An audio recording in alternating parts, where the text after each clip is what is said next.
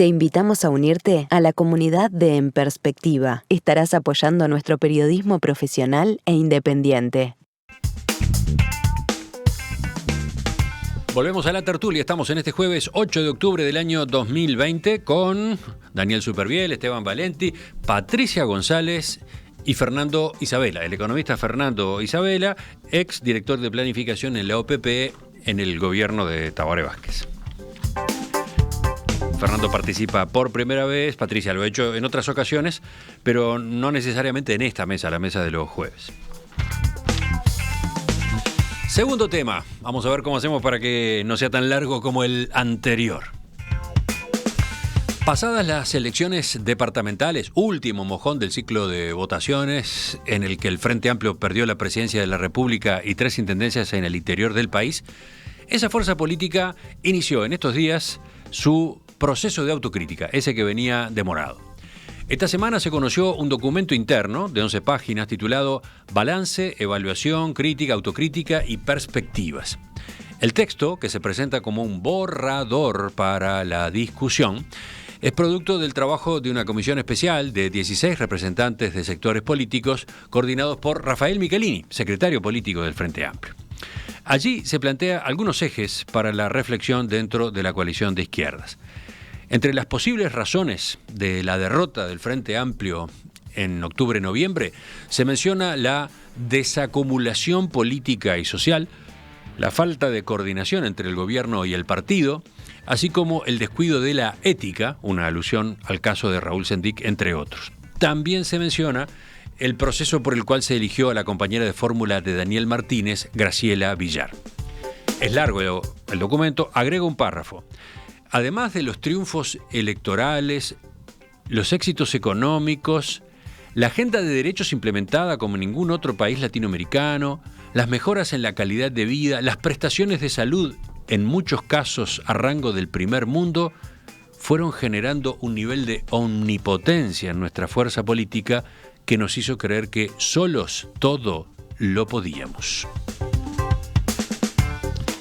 Bueno, quiero tener de parte de ustedes la primera reacción. ¿Cómo han visto este documento? Que está claro que no es la versión definitiva de la autocrítica, es el inicio de la autocrítica en el Frente Amplio. ¿Quién va primero? ¿Quién levanta la mano? ¿Patricia? Dale. ¿Vas tú? ¿Estuviste en la redacción? No estuve en la redacción, pero sí en la discusión. Es un documento fuerte para todos nosotros, ¿no? O sea, es como, me parece que tiene, voy a separar en dos cosas. Uno es lo que nos implica para la interna y lo otro es como cuál es la implicancia que tiene esto en la política, digamos, o en el proceso político del país. Por un lado, creo que para nosotros internamente es un proceso importante, que tal, la pandemia, las elecciones fueron muy largas, ¿no? Venimos de un proceso muy difícil. También creo que este tiempo nos dio la oportunidad de masticar y de digerir que efectivamente habíamos perdido el gobierno y que eso quería decir un montón de cosas en relación a qué fuerza política somos y queremos ser. Creo que el documento es un documento súper denso, tiene como muchos puntos de vista, pero además tiene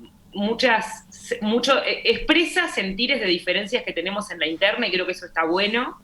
Creo que algo que nos costó un montón es como naturalizar las diferencias que tenemos y vivir en esa tensión, ¿no? Siempre como tratar de hacer el acuerdo cuando el acuerdo no existe. Y también un proceso personal para cada uno de nosotros que yo me siento más responsable que otra gente, ¿no? Porque fui parte de un montón de cosas hasta ahora que efectivamente salieron lo suficientemente mal como para que perdiéramos el gobierno. Yo sí creo, y lo han dicho muchos compañeros y compañeras, es que lo que sale del análisis en la lectura general, pasando a lo que esto aporta a la política, es una pasada de raya de un momento político distinto en el que estamos y en el que, si bien muchos de nosotros nos sentimos un poquito más responsables porque estábamos ahí, y creo que está bien que las personas que asumimos responsabilidades nos sintamos más responsables, ¿no? Que no tiene que ver con la culpa cristiana, ¿no? Pero sí creo que efectivamente este proceso necesita tener una lectura mucho más grande de qué está pasando con las izquierdas en América Latina, qué pasa con las izquierdas en el mundo, y cómo acumulan y cómo representan a quien quieren representar. Entonces, yo creo que como documento disparador es un buen inicio. Ya empezaron a llegar un montón de compañeros y compañeras que están mandando sus comentarios, sus críticas. Creo que, por supuesto, este documento espero que se convierta en más amigable, un poco más corto, más en fácil, para ser distribuido más general, pero creo que es eso, es un primer documento disparador, borrador, que tiene una densidad súper interesante y que da para discutir sobre la izquierda en el país y sobre la izquierda en América Latina. Esteban, a ver, tú, que estuviste en el Frente Amplio, que ahora no estás, ¿qué sacaste? Bueno, yo escribí una columna larga para el lunes que viene para Bitácora y UIPRES, pero voy a asumir que soy un apóstata, con algo que me duele decirlo, pero muchas de las cosas, no las más duras, que yo planteé a lo largo de este tiempo, están contenidas en ese documento. Es una lástima que voy a hacer una afirmación muy tajante: sin crítica y autocrítica no hay izquierda. Cuando la izquierda usa la autocrítica solamente porque ha perdido un par de elecciones, está usando mal la autocrítica. La esencia del nacimiento de la izquierda es que fue capaz de criticar y autocriticarse, y ese instrumento fue fundamental para el desarrollo de las fuerzas de izquierda en el mundo. Eso decayó, tuvo una pérdida teórica y política impresionante, y este documento es una base para iniciar. Tiene un defecto esencial. ¿Por qué hay que llegar a un acuerdo sobre un texto? ¿Por qué no exponer las diferentes posiciones? Que yo sé que existen. Es decir, ¿por qué el Frente Amplio asume algo que no tiene que ver con su propia historia? Que para llegar a algo hay que llegar a eso donde en los puntos más neurálgicos se dice una cosa media que no quiere decir casi nada o que dice muy poco. Cuando en realidad yo sé, y todos sabemos, que hay posiciones diferentes. Tendría que haber expresado eso para facilitar y para mejorar la discusión. Segundo, hay un problema de prioridades. Está todo mezclado. Está mezclado el tema internacional, donde, por ejemplo, no está la pandemia y las consecuencias posteriores. No está el tema de los países dictatoriales, que sería bueno que se supiera cómo está planteado eso. No es que cambió así todo igual. Venezuela, Nicaragua, en otro plano Cuba, no son un fracaso desde el punto de vista de gente que se proclamó de izquierda y que con diferencias notorias, ¿no? Sí, quizás ese tema y esos ejemplos que acabas de mencionar están contemplados en el documento, pero hay que buscarlos con lupa, están de manera elíptica en algunas de las frases, ¿no? Pero ¿sabes qué pasa? Una buena parte de los que nos fuimos también por lo elíptico. Y lo elíptico se transformó en social, en electoral. La síntesis, porque hay que ser breve, sí, tenemos que ser breve, que lo que ha cambiado y que hay que invertir, no es solo invertir para ganar las próximas elecciones, es que se detuvo y se retrocedió en el proceso de acumulación de fuerza que no empezó en 1999. Empezó cuando se fundó el Frente, en el 84 cuando comenzamos a remar, cuando se dividió el Frente y fuimos capaces de seguir ocupando el espacio de la alternativa de izquierda y vencimos a los que se oponían a esto y que dividieron el Frente, y que incluso la crisis del 2002 fue un factor fundamental para todo eso. También, vamos a decir, claro, cuando uno crece, que también crece sobre la base de que los demás se equivocan, que los demás cometen errores. Y ese análisis también importa, porque no se puede caracterizar los otros y nosotros. No, del otro lado hay diferencias, hay matices. Se expresó en el voto, por ejemplo, del desafuero de Manini, cuando hay gente que votó dentro de la coalición, votó a favor de eso. Y además, falta precisión. A partir de la falta de un ordenamiento. A ver, ¿qué es lo que sobresale? Que Martínez eligió mal a la candidata a vicepresidente y que no sé qué otra cosa.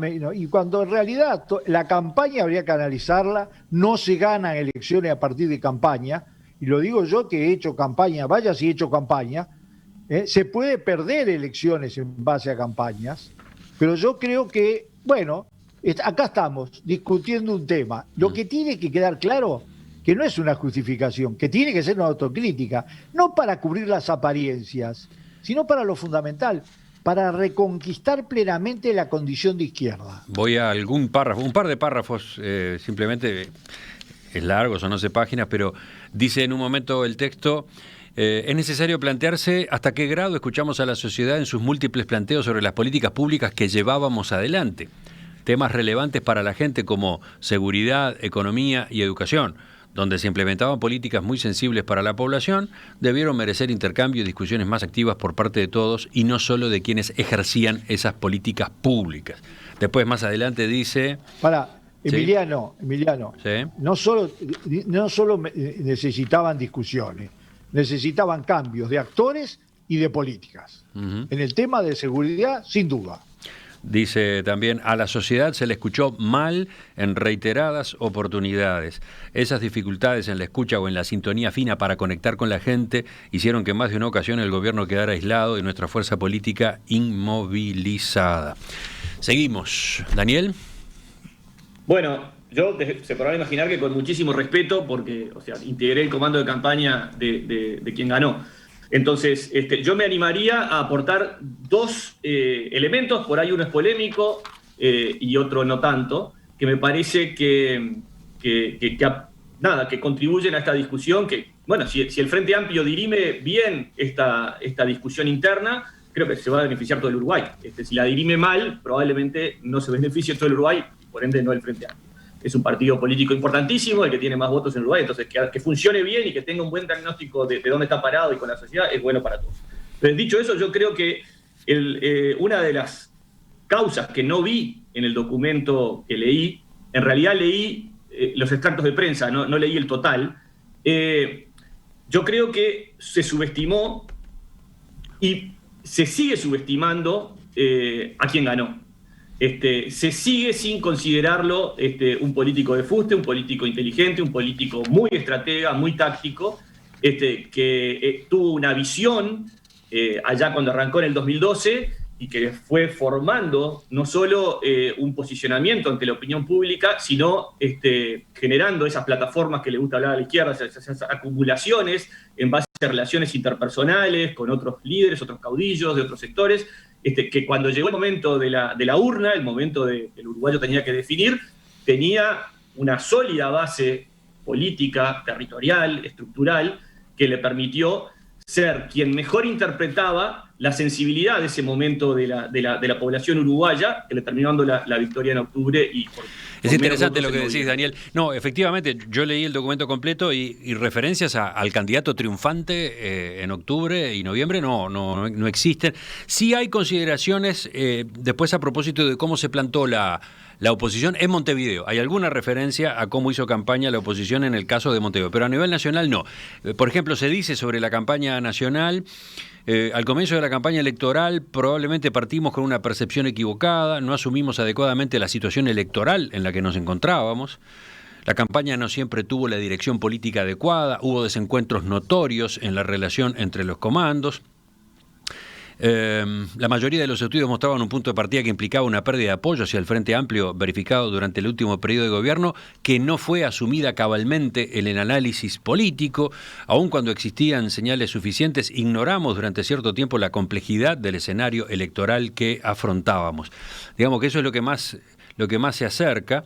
Después dice: es necesario reconocer que además de la dificultad para admitir que arrancábamos en el punto más bajo de apoyo ciudadano en los últimos 15 años, los primeros pasos luego de dirimirse la interna, como el manejo público en la conformación de la fórmula, por nombrar uno, no fueron los más adecuados y nos hicieron perder un tiempo valiosísimo tanto para crecer hacia octubre como para lograr la heroica remontada en noviembre, esa que casi estuvo a punto de ser hazaña, hecha a hombros de una militancia admirable que se jugó todo en el voto a voto. Eso es lo que dice, y creo que nos dice mucho más sobre la campaña en sí misma, ¿no? Sí, yo prefiero dejar a Fernando si hay que una segunda ronda, porque tengo 2 puntos más para decir, pero no quiero acaparar. Fernando. A ver, en primer lugar, a mí me parece, yo quiero destacar este documento y este proceso que se inicia como una muestra importante de la densidad democrática del Frente Amplio, más allá de todo lo que los frenteamplistas solemos cuestionar al Frente Amplio y despotricar al Frente Amplio por sus 1000 problemas.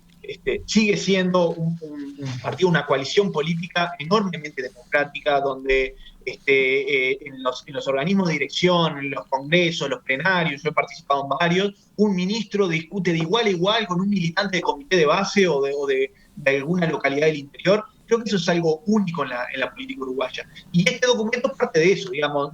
No es común que se vea un partido político que haga un documento de autocrítica pública donde se hagan cuestionamientos a las cosas que se hicieron. Creo que en Uruguay no estamos hablando, yo no recuerdo que hubiera habido alguno antes. Me parece que eso habla de una cosa que todavía es muy valiosa en el Frente Amplio, aunque venida menos, aunque un poco degradada, pero que el Frente Amplio sigue siendo un partido político enormemente democrático. Mirá, sobre las cosas que mirá, dice, un poco en la línea tuya aparece este mensaje de un oyente. Me pregunto por qué se exige la autocrítica del Frente Amplio, siendo que siempre se la exigen, para cuando la exigencia a los blancos y colorados, bueno, y agrega en especial a los que participaron en la dictadura. Bueno, pero... por eso mismo. No, lo único que agregaría yo es que dentro del propio Frente Amplio se ha estado demandando una autocrítica, ¿no? No es que no es que viene de afuera. De afuera probablemente sí se ha hecho el pedido, pero de adentro está hecho eso con mucha está señalado como una necesidad, ¿no? Sin duda, y creo que esa es una característica propia del Frente Amplio. No hay, si bien por momentos hay liderazgos fuertes, no hay alguien que diga esto no se discute y punto. Tú, Emiliano, como periodista, parte de tu tarea cotidiana y en estos 15 años fue entrevistar a un montón de compañeros de mayor o menor rango en la fuerza política, en el gobierno o en la sociedad, que hacían cuestionamientos a las propias políticas del Frente Amplio. Creo que esa es una característica importante que a mí me parece es no menor en estos tiempos resaltar. Después sobre los contenidos, yo creo que hay un montón de cosas. Fueron 15 años de una etapa que marcó la historia del país y que sin duda la historia lo va a retomar así, lo va a señalar así, y por tanto hay infinidad de cosas para decir. Yo creo que uno de los párrafos que tú leías sobre el tema de la omnipotencia es muy cierto y es muy válido. Es decir, el Frente Amplio logró una mayoría absoluta y consideró que con esa mayoría absoluta debía gobernar y podía gobernar. Yo creo que es cierto desde un punto de vista de legitimidad democrática, que tenía toda la legitimidad para gobernar con esa mayoría. Pero eso no debería haber impedido a tratar de seguir expandiendo los acuerdos, de seguir generando. Si el Frente Amplio se generó a partir de desgajamientos de los partidos tradicionales, de concertaciones también sociales. El Frente Amplio debería mejorar su vinculación con los sectores empresariales, por ejemplo, que obviamente históricamente no han sido los principales aliados del Frente Amplio, pero que sin duda en una sociedad tienen un papel central. Me parece que ahí hay muchísimo para trabajar.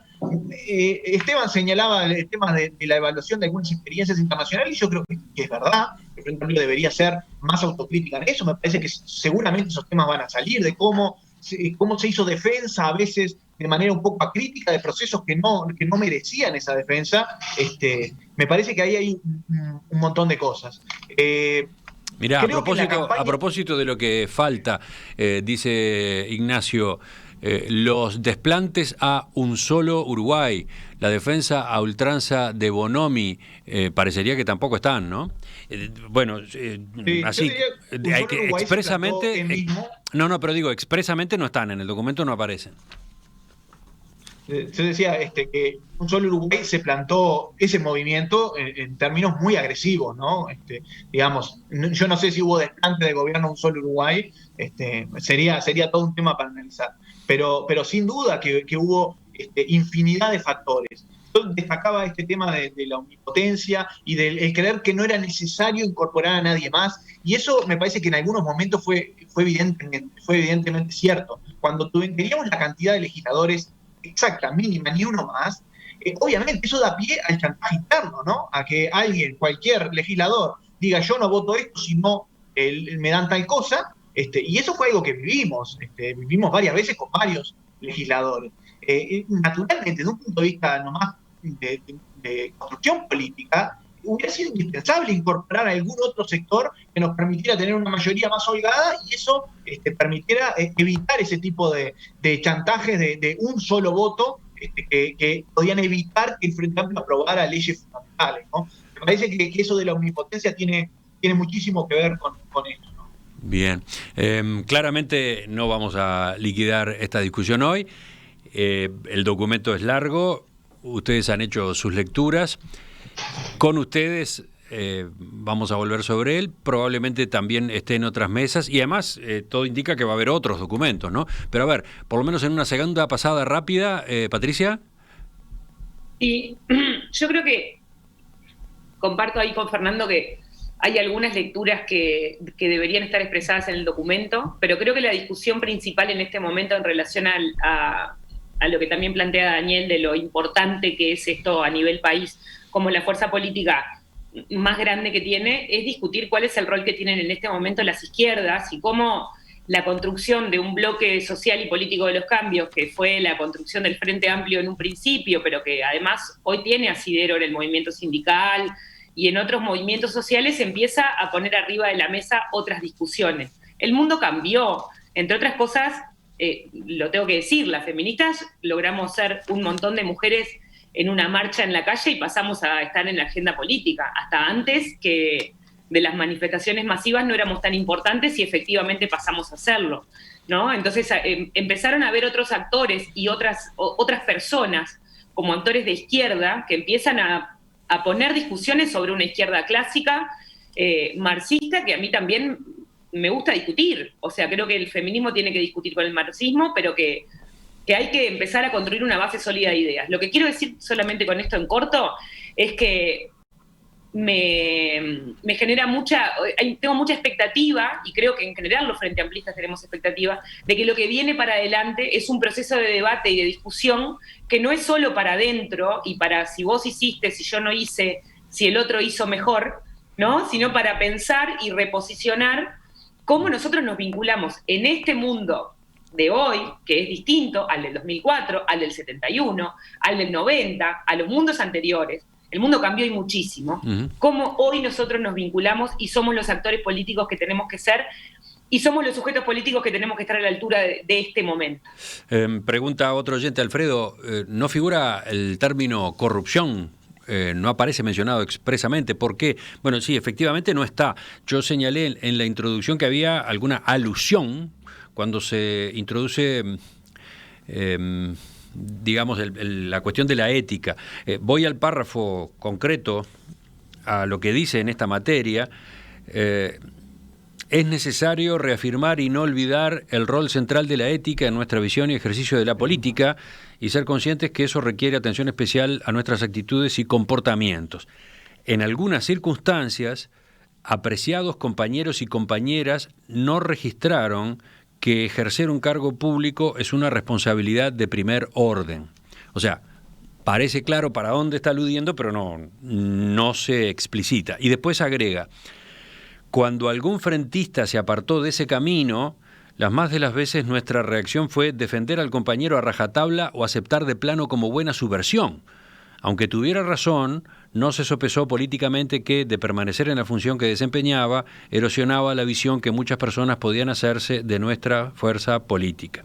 Sería muy importante que en el futuro, frente a circunstancias de ese tipo, exista una valoración política que permita contemplar tanto la honorabilidad del compañero o compañera como la visión que de sus valores éticos el Frente Amplio proyecta en el conjunto de la sociedad. Bueno, por ahí es que va el texto en esa materia. ¿Quién sigue? ¿Quién quiere decir algo más antes de que se nos termine el tiempo? Esteban, dale. Esteban, bueno, Daniel.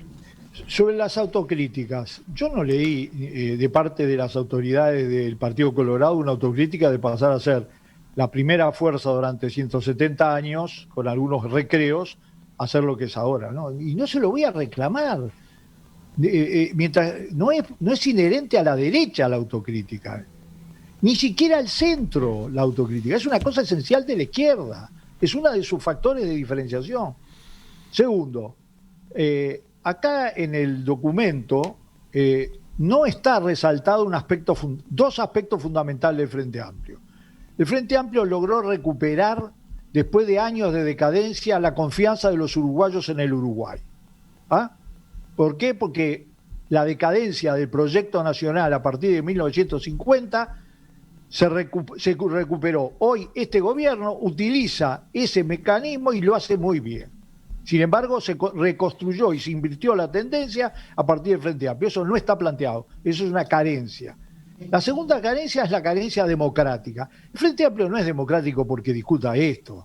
El Frente Amplio es democrático, estuve en 3 gobiernos y la democracia en el Uruguay siguió existiendo exactamente igual, no, mejor, en muchos aspectos mejor. Los derechos es democracia, el feminismo y las conquistas de las mujeres es democracia. Los derechos de muchos sectores que se ampliaron es democracia. Y esos son temas ideológicos fundamentales que no están analizados en el documento. Y en cuarto lugar y última cosa, ¿qué es lo que no está analizado? Las causas.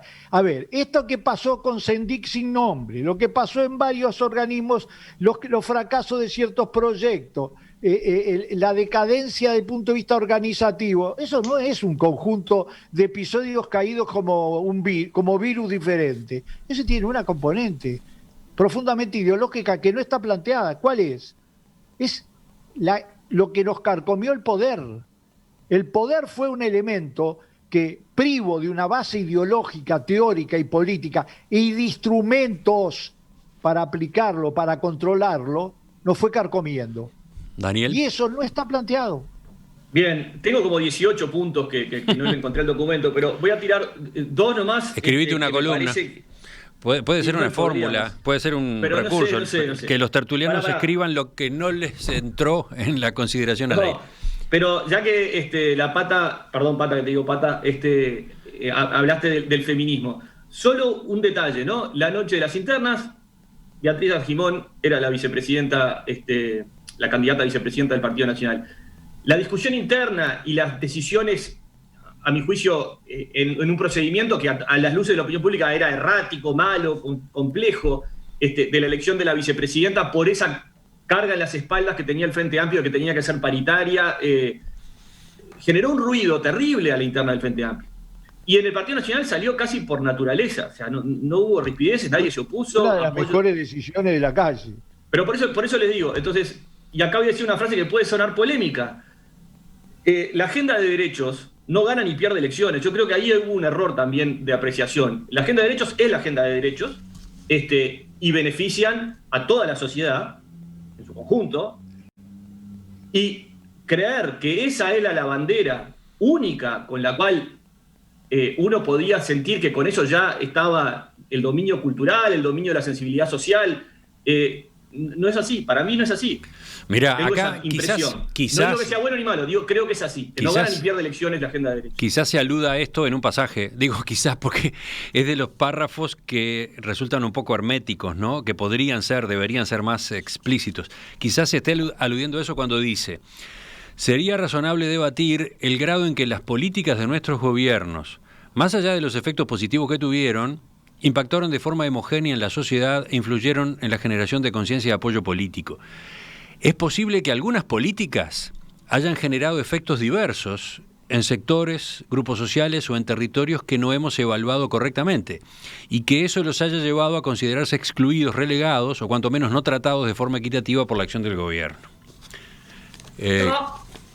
Patricia, ¿qué decías? No, que esto yo puedo compartir de fondo, pero lo que me parece que no se puede negar, o lo que no se puede decir, cuando vos decís la agenda de derechos no gana elecciones, no, pero la agenda de derechos se votan, pero la agenda de derechos son leyes que se votan en los parlamentos y que lo votan las personas que hacen política. Y en este país, las leyes para mejorar los derechos de las personas los votó la izquierda, no los votó la derecha, no los votó. Entonces, gana elecciones. No estoy refiriéndome a eso, estoy diciendo que no gana ni pierde elecciones. Bueno, lo que yo estoy diciendo es, yo quiero representar, lo que yo quiero representar es a la izquierda, que para mí es la izquierda organizada en la calle, que son los movimientos sociales, el movimiento sindical. A mí me importa representar, no caerles bien, que se sientan representados por lo que nosotros hacemos. Y eso es después ir y votar, no es poner a una persona como candidata a vicepresidenta, que me parece una muy buena decisión estratégica para ganar elecciones. Pero es otra cosa distinta a votar leyes para cambiarle la vida a la gente. Fernando, eso es lo que queremos hacer nosotros. Fernando, te toca el último de los apuntes. No, sí, sobre esto de la agenda de derechos. Daniel decía que la agenda de derechos no gana ni pierde elecciones. Capaz tiene razón, en el sentido de que los temas propios de la agenda de derechos todavía no son temas que generen un impacto tan grande que define el movimiento de miles y miles de votantes. Eso puede ser que sea cierto.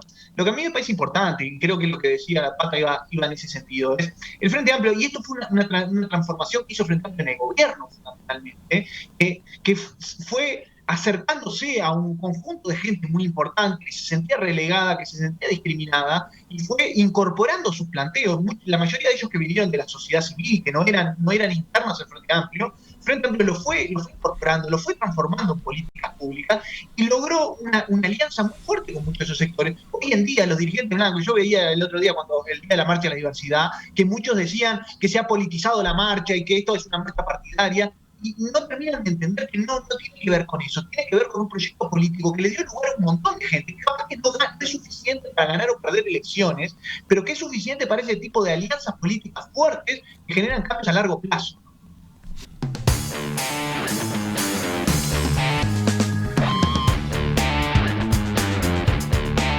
Vamos despidiéndonos de Patricia González, Daniel Superviel, Esteban Valente y Fernando Isabela, que nos han acompañado en la mesa de este jueves. Gracias a los cuatro, creo que los dos debates estuvieron jugosos, creo que los dos dejaron a los oyentes enganchados. Creo que en minoría estuve hoy, Bueno, depende de... Mirá, las minorías están discutidas siempre, ¿no? Esta mesa es problemática. Esta mesa es problemática desde el punto de vista de las minorías. Cuando no, un placer, cuando no está desequilibrado para un lado, está desequilibrado para el otro. Bueno, vamos cerrando y nos reencontramos dentro de una semana, ¿les parece? Un placer para todos. Hasta pronto. Un placer. Hasta luego.